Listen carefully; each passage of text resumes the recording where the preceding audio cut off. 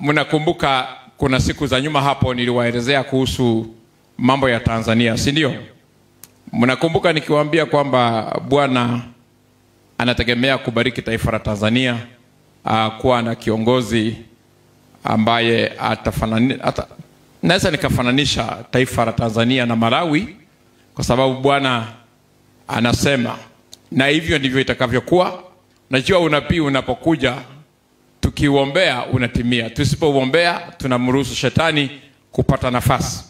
Kwa hiyo for the nation of Tanzania, kwa wananchi wa Tanzania na wa Kenya wanaopenda nchi ya Tanzania, tuombee taifa la Tanzania. Nasikia uchaguzi wao uko miaka mingi ijayo, lakini nilikuwa nimewaambia tangu 2022 kwamba Mungu amenionyesha kwamba taifa la Tanzania huenda likapokea kiongozi ambaye pia ni mtu ameokoka na ni mtu ana uwezo wa kuhubiri injili.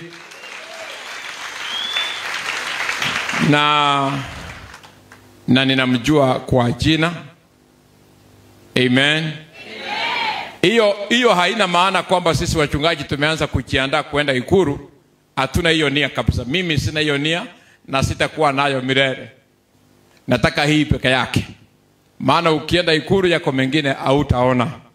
Lakini Ikulu ya Tanzania tunaiona kama pia itakuwa na madhabahu. Amen. Amen. Amen.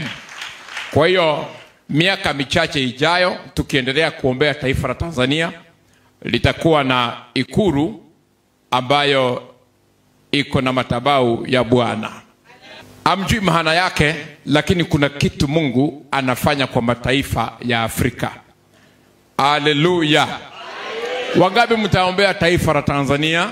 How many of you will pray for them, the nation of Tanzania, as they are coming very soon in the next 2 or 3 years to the elections, that God has shown us somebody that is going to change the nation of Tanzania. And I pray that whoever that lives in the nation of Tanzania will understand the interest of God and the will of God to change the nation of Tanzania.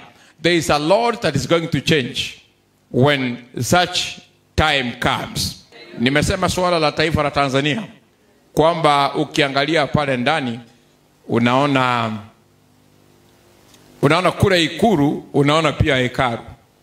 Ukiona Ikulu iko na hekalu, ujue hapo kuna kitu kinakwenda kufanyika. Ni kama vile tulikuwa tunaangalia taifa la Kenya.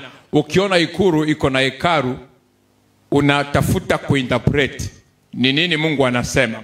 Mungu anasema hapa kwenye Ikulu kutakuwa na madhabahu yangu. Na wale ndugu zetu wa Tanzania wako hapa, kwenye Ikulu ya Tanzania kutakuwa na hekalu.